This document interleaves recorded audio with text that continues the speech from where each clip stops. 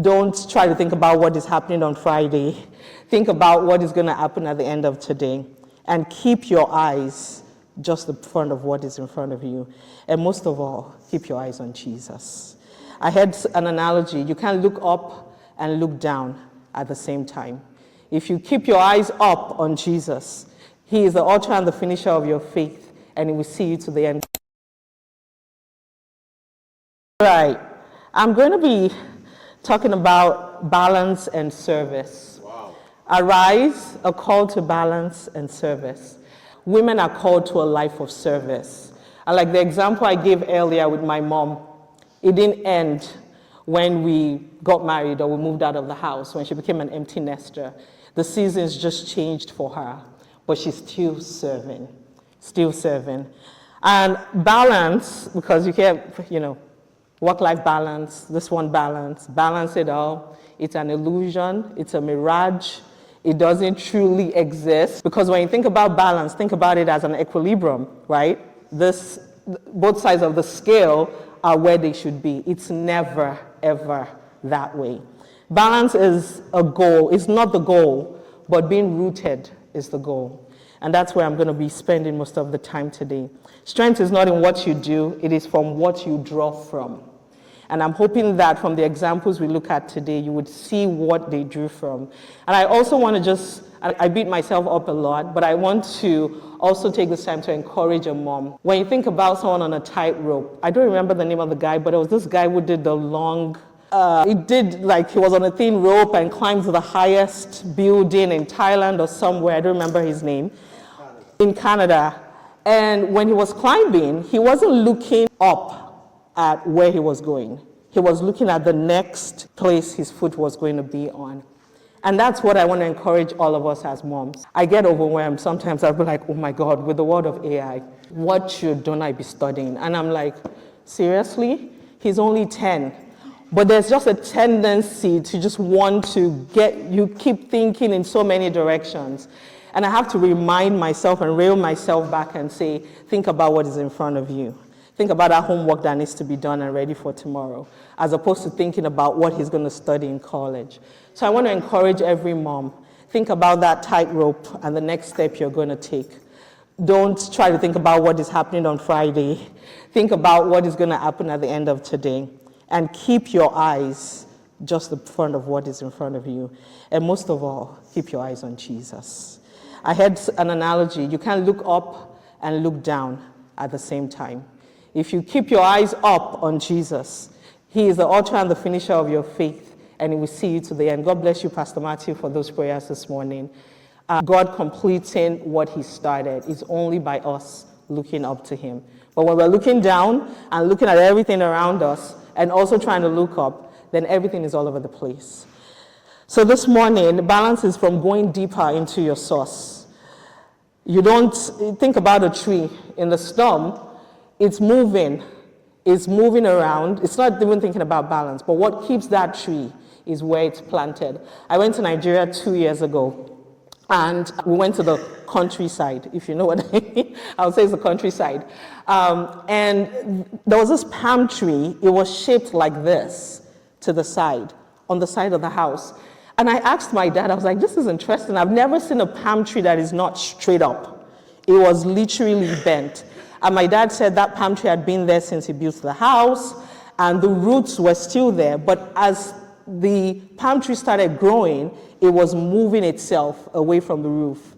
So the palm tree just kept going. But guess what? The roots were still very deep. So whatever obstacle came around the palm tree, it didn't move it. It didn't shake it. It just grew with whatever came around it. And that's my encouragement and my prayer today, that as you stay rooted, as you fix your eyes on him, in those seasons, those roots, when things may look like it's moving, that palm tree will still be there, but the root is what is keeping it. That palm tree didn't go down, and I don't know how long that house has been there, but the palm tree is still standing. And I think it's Psalm 92, where it talks about being planted like the palm tree. I did a study on it one time, and it said palm trees can last up to 100 years. And after I saw that, I started praying, This is my prayer now. I plug my name where the palm tree is and said, if I stay planted in the house of the Lord like a palm tree, I would also live as long as a palm tree.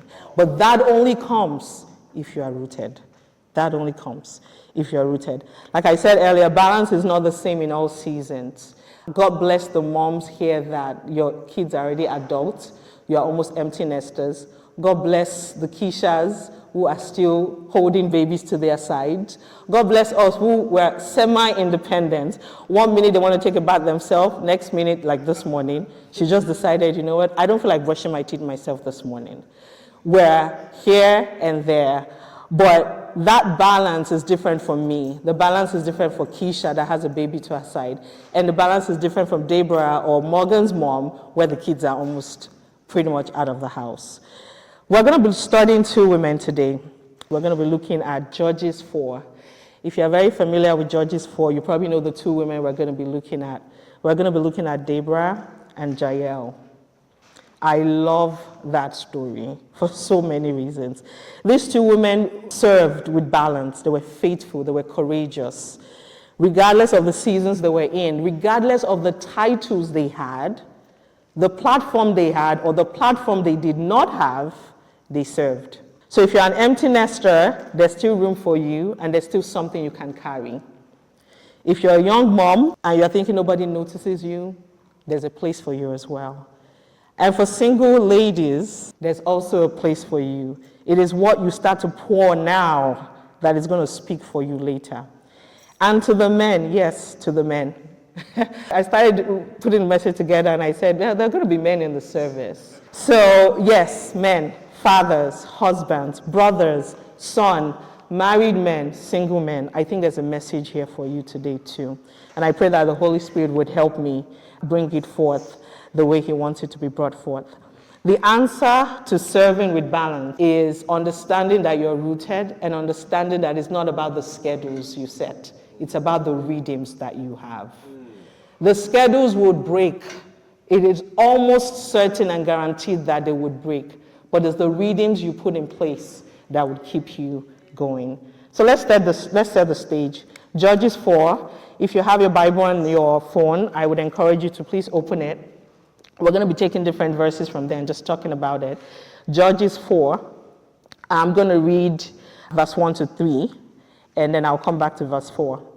Then the sons of Israel did evil in the sight of the Lord after Ehud died. Let's talk about that a little. These are the children of Israel, and if you remember them, they were 1 minute they are good, 1 minute they are bad. And then God gave them judges, God gave them kings to kind of put them in check. And when you read that, it says Ehud had died. So he died, there was nobody to kind of keep them in check anymore. So look at the next verse. And they did evil in the eyes of the Lord. And the Lord sold them into the hand of Jabal, the king of Canaan, to rule in Hazel. And the commander of his army was Sisera, who lived in, I'm not going to try to say it. Verse 3, and the sons of Israel cried to the Lord, for he had 900 iron chariots, and he oppressed the sons of Israel severely for 20 years. Iron chariots. So that means he didn't just have an army, he had equipments. Think about it like the US now. Mr. Thomas will be able to tell us all the different machines and all that. But that was what it was back in the day. And this was a person that was oppressing Israel. And, he just kept on going. But that was because they did evil in the sight of the Lord. And see what God did in verse 4. Now Deborah, a prophetess, the wife of Lapidot, was judging Israel at that time. And she used to sit under the palm tree of Deborah. Take notice of that. That palm tree was named after her. That's to show that she stayed there. She stayed there.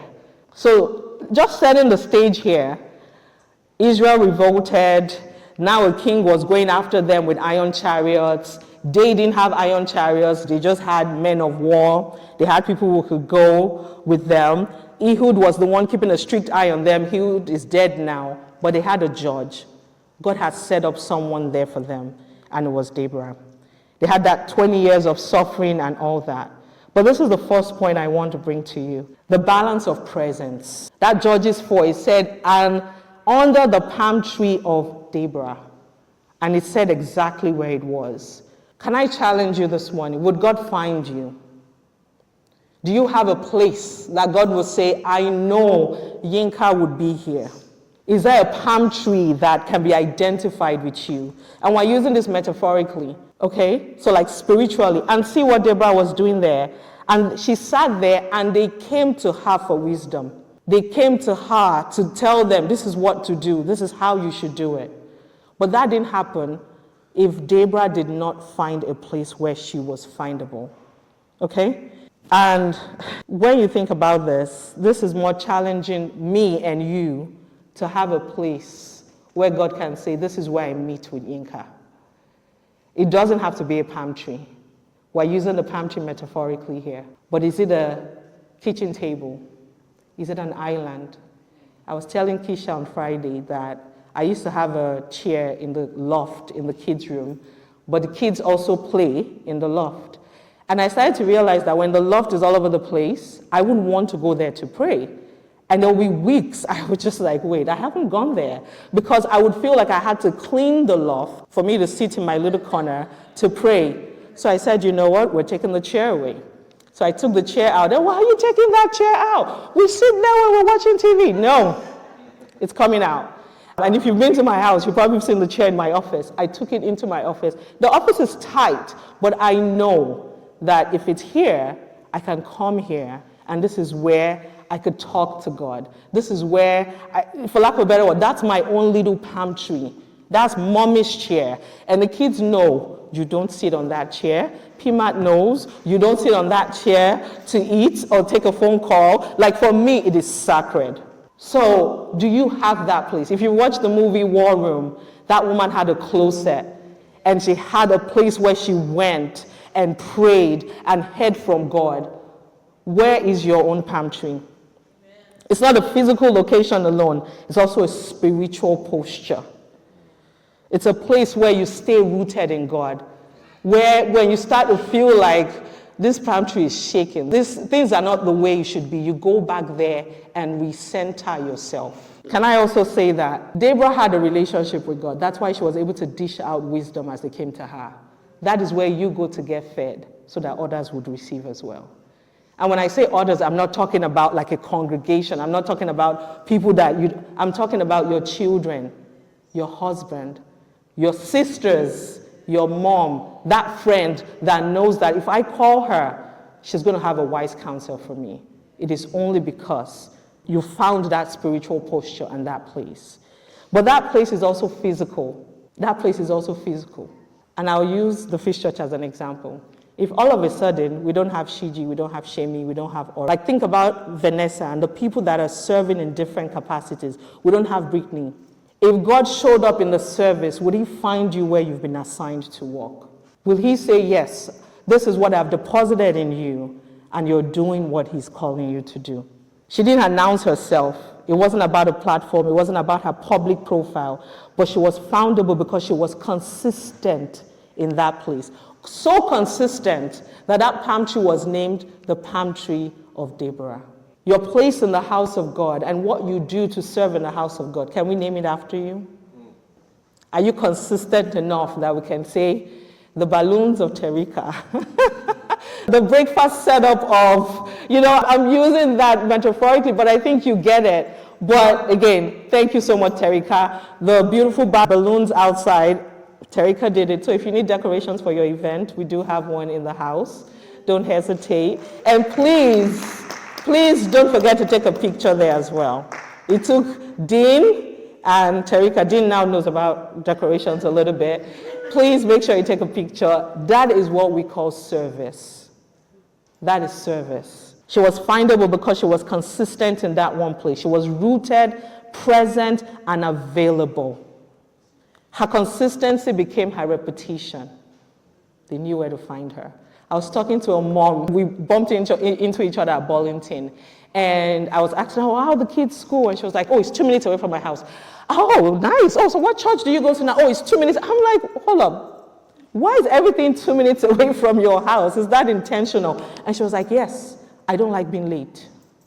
I want to be there on time. And if that's the only way I could be there on time by living so close, then I'll do it. I'm like, that's amazing. So then I asked her, I said, do you get to church on time? She was like, oh yeah, I do get to church on time. And she said she gets to church on time to the point the church gave her an award, because there were times where she would get to church before the person who came to open the church. That was Deborah. That's someone that is findable. It challenged me as well, but that's someone that is findable. That is someone that is dependable. She is available. And she's so consistent to the point that the church noticed and gave her an award for being on time. Time and time again. And that became a repetition. I mean, that's what I know her for now. I'm like the mom that lives 2 minutes away from everything. But truly, truly, she's always on time. Always on time. So every palm that gives a palm tree image, Psalm 92, verse 13, it says, and they are planted in the house of the Lord, and they flourish in the courts of our God. So spiritually, do you have a place? Physically, in the house of God, in the fish church, do you have a place? And we see it in the early church. The early church, they were devoted. They devoted themselves to coming together, to making sure that nothing was lacking. Nothing was lacking. They were not casual attenders. They were not the ones that are like, okay, maybe we'll do online today. Maybe we'll join this church today. No, they had a place. They had a place. Hebrews 10 verse 25. Let's read that. Not forsaking the assembly of others together, as it is the manner of some, but exalting one another, and so much as you see the days approaching. There's a version that says it is the habit. There's a version that I don't remember what version it is. But that word habit is not just scheduling the time. It is that reading I talked about earlier. Add church attendance to your reading. I have to be in church. It is part of what needs to be done. That consistently being planted in the community of believers and being findable, being planted. And no matter what happens, when you get overwhelmed, you don't drift away. When things are not perfect, you don't drift away. Remember that analogy of the palm tree I just said about my dad's house in the countryside that was kind of tilting? It didn't disappear because it was planted. So when things are tough, when the morning getting them together feels like a tug of war, you still find a way to bring them to church. You still find a way to come to church, even when it's not perfect. I think everyone here, whether you're a mom, whether you're single, you're going to find yourself in this. Find your palm tree spiritually. Let God be able to say, I can find you here. But also in the church of God, be consistent. And I'm speaking to myself as well. Whatever God has put in your hand, the Bible says in Colossians 3:23, whatever you find to do, do it wholeheartedly as unto God and not to Pastor Matthew, not to Pastor Yinka. It is not for that best worker award at the end of a quarter. It is not because someone is seeing you, but it's your service to God. We see that in what Deborah was doing there. She wasn't just serving herself. She was a judge unto the Lord. Wow. Hallelujah. Okay, the Holy Spirit is making me stay here, so I'll stay. And if this is all the message in the 10 minutes I have, I think God would have spoken to someone. You may be thinking, this palm tree, I don't even know where to start or where to plant it. It goes back to the readings that I'm talking about. It might be the 5 minutes you have. Don't start out with, oh, I want an hour. I want to pray for an hour. I want to pray in tongues for an hour. Don't start that way. 5 minutes. Let me tell you one thing I started doing. When I dropped the kids in school, I have a drive back home. So I started praying in the car. I could pray in tongues till I get home. Whatever burden is on my heart, I'll pray. Sometimes I don't even have the strength to pray. It's just play a worship song. But let me tell you what that did one day. I had a friend visiting from Michigan, and she got in my car, other than the fact that the car wasn't clean. And then I had things on the seat of the car. So I was trying to pull the things on the front, pull them, throw them to the back. And then she sat and she was like, oh, this is nice. She was like, your car smells good. I was like, really? Like, no, it doesn't. And she's like, no, it smells good.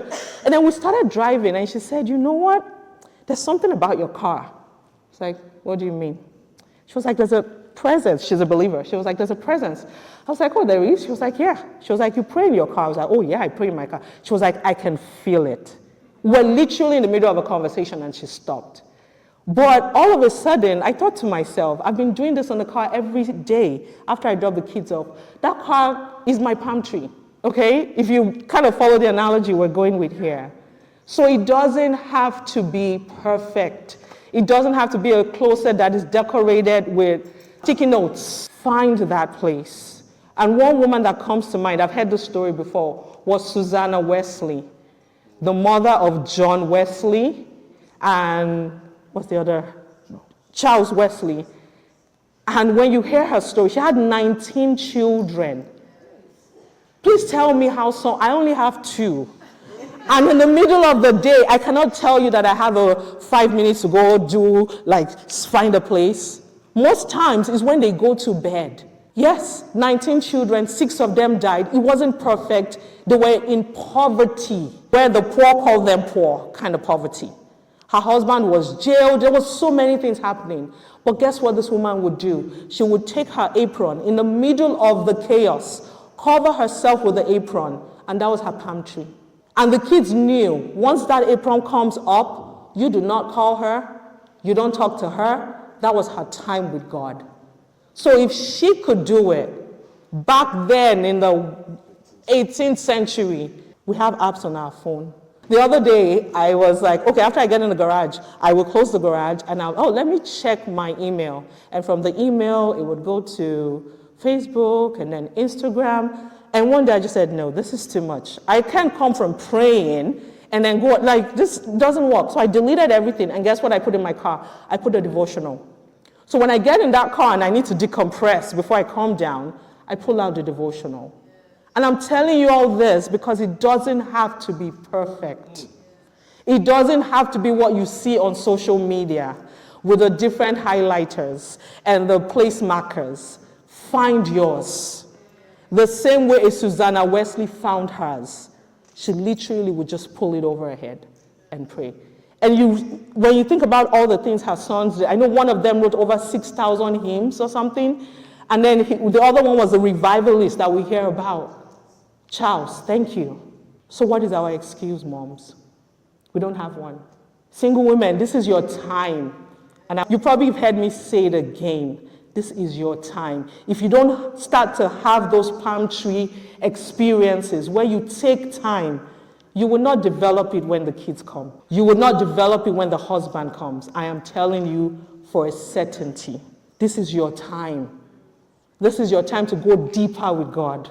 So that when your own palm tree starts to grow up, it is not skinny, it is not lacking in the sources or the resources that it needs. This is your time. This is your time. And, we talk about, I should make this connection here. Being findable. Moms, don't leave your kids at home.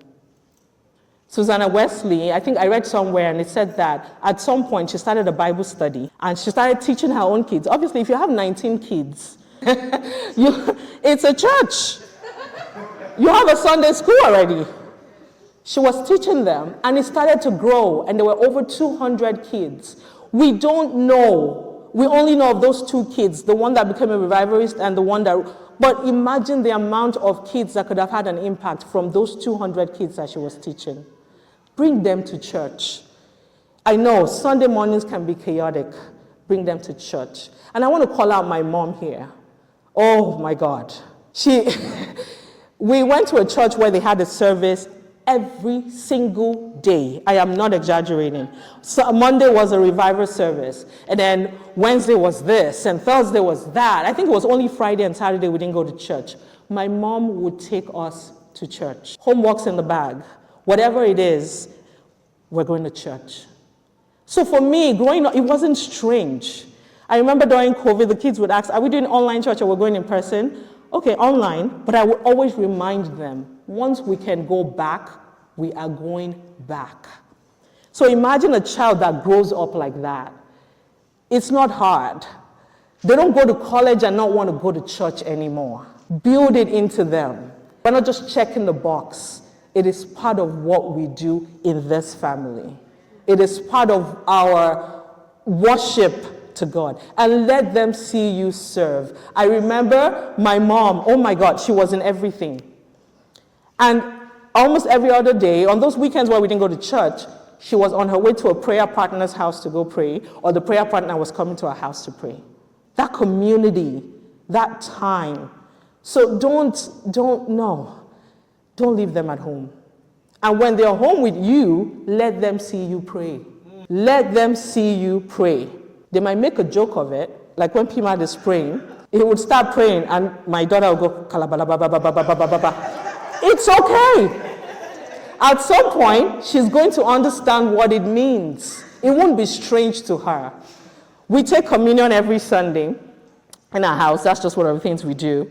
And now my kids could actually say the verse before the communion. And he took the bread, but because we've been doing it every time, they know the process. They can say it, and they understand why we take the communion. But if you don't do it, you're not going to learn it. And let me tell you something. I talk to moms a lot. So the kids will be in the cul-de-sac, and me and the moms are talking. And one of she's an Indian mom, and she said, Jonah is growing so tall. And I was like, yeah. And her own child is about to go to high school. And we're just talking about how things have just been moving so fast. And I said, I look at things very differently now. One mom told me, just think about it, you only have 18 summers with your child. When you think about it that way. Since I had that, I don't play with times anymore. I don't play with the summers. I don't play with the breaks, the spring break. Because once they leave to college, they could come home for spring break if they want.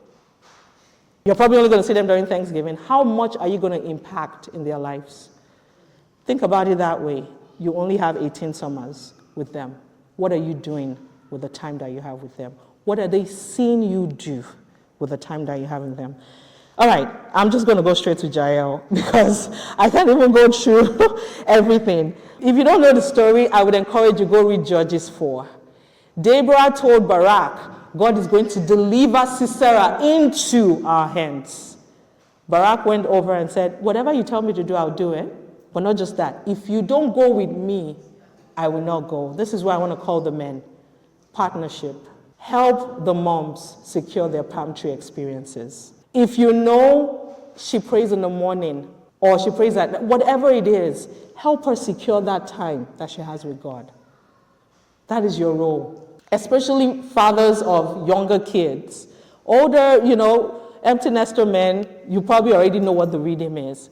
But for the younger dads, please. And if you find out that she hasn't been having that time, remind her of it and give her a chance to have it. It is so important. The way I see Barak, a lot of people see Barak as someone that wasn't courageous. I don't see him that way. He was a man that understood times and seasons and partnered with it quickly. Yesterday, when I was doing my study, I think it's in Hebrews, he was mentioned as a hero of faith. So how can you call a man like that not being courageous? I know I have it written down somewhere. Hebrews 11 verse 32. Yes. It says, and Barak was listed among those who through faith conquered kingdoms, enforced justice, and obtained promises. Deborah told him, gave him a word, and he partnered with Deborah to make sure it came to pass. Some people will say he wasn't courageous enough. How can you be the head of the army and not know what to do? Why did you have to go to a woman? That wasn't it. Someone who isn't courageous would not be listed as a hero of faith. So fathers, dads, partner with them.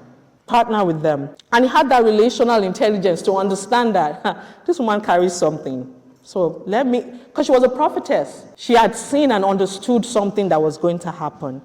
And when you read that story, it said they will be delivered into our hands.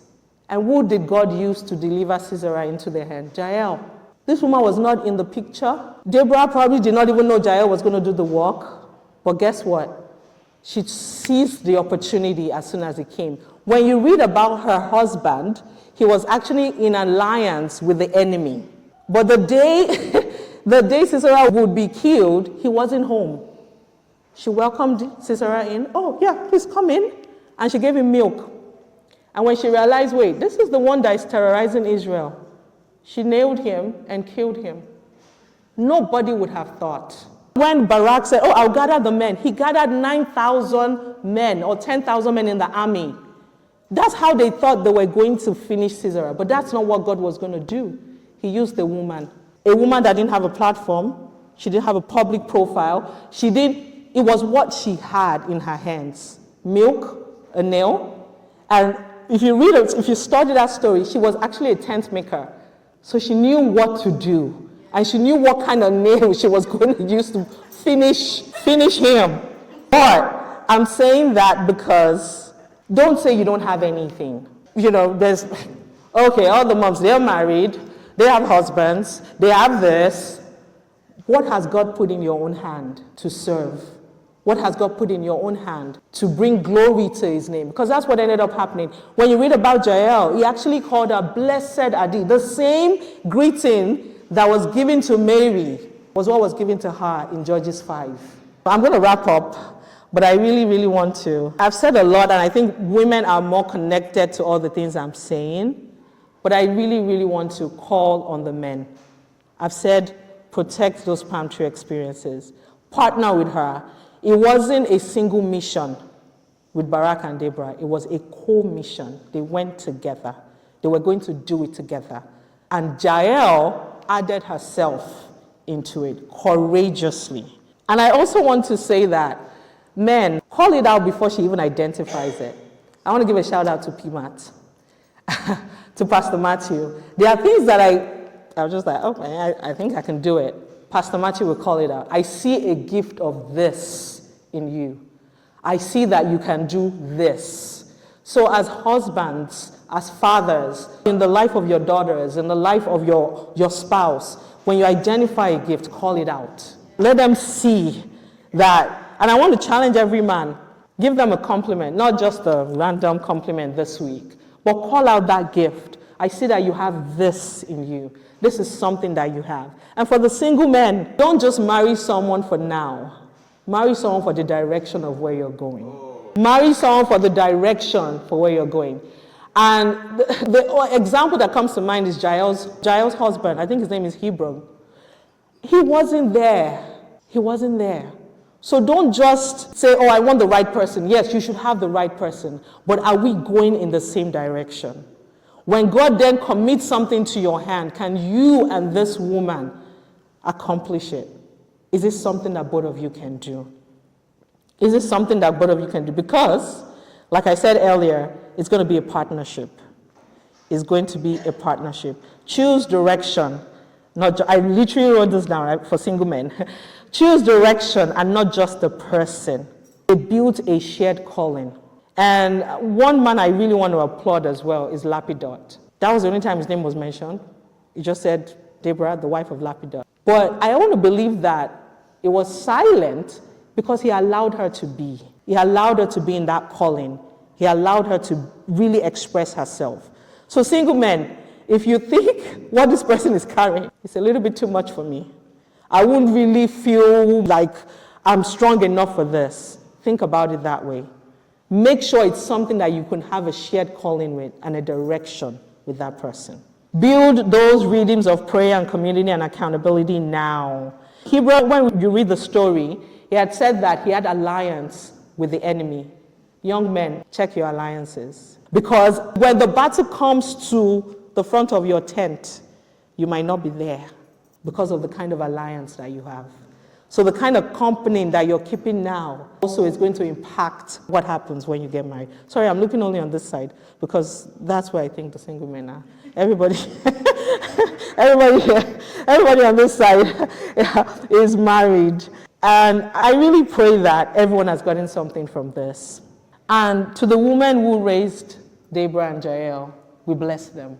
Because some of us are going to raise Deborahs and Jaels. Some of us are going to raise women that will stand at the gates, because we are also those women that stand at the gate. The Bible says in that Psalm 31, her husband is at the gate and he praises her. So it means she's there too. She's there too. Colossians 1 verse 17 as we close. And I hope everybody found themselves in the word today. It says that in all things, he holds all things together. So you're planting who you are, holding it all together. Balancing is what we started with, remember? It is not in your own power. Isn't that Colossians 1 verse 17? He is before all things, and in him all things hold together. As you go back to those palm tree places physically, as you come into the house of God, remember that God is the one holding it together. He's the grip that is keeping you binding to him. But not just that, he's also that grip that is holding your family together. You know, they say women are like thermostats, right? Yes, thermostats. No, women are thermometers, because whatever the woman is feeling, that's also what you get to see in the home. So make sure that God is the one holding you together and is the reason that we are not falling apart. And I think every mom can identify with that. God is the reason that you're not falling apart. God is the reason why you didn't lose your mind when you thought you were going to lose your mind. When you're wondering, why in the world are you still crying? What exactly do you want to eat? My son told the cub this morning, Pastor Matthew, that he didn't have dinner last night, and that's why he's eating the third bagel. And I'm like, yes, he had 3 bowls of food. So you're thinking, I just cooked. Why is everything God? God is the one holding it all together. Because I'm thinking in my head, I have to meal prep again during the week. So to every mom here, hold on to God. Don't lose that palm tree place. Don't lose the sense of community we have. Next time we have a mom's or a women's gathering, be there. Because you don't know who your story might impact. You don't know who that hug is all they need to just feel like they're held together again. And to the men, thank you for all that you're doing for us. But truly, truly partner with us. Find those gifts before we could even call it out. And protect our redeems. Don't just protect the structure. Protect that time that we have with God. And when we're having that time, especially for those of us with younger kids, hold the kids. And I want to give Pastor Matthew a shout out. Yesterday, I locked myself in my office, and I'm like, okay, I have to get this message ready. And he did everything. Got dinner ready, make sure they were in bed.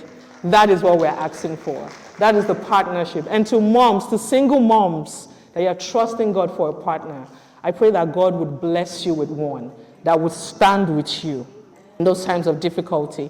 And to the single ladies, I pray that God will bring you to the one He has ordained for you as you stay planted, and you will not lack direction, because you also have to have direction for the men that God is going to bring to your life. I'm going to ask the moms to stand, and then Pastor Matthew would pray for the moms.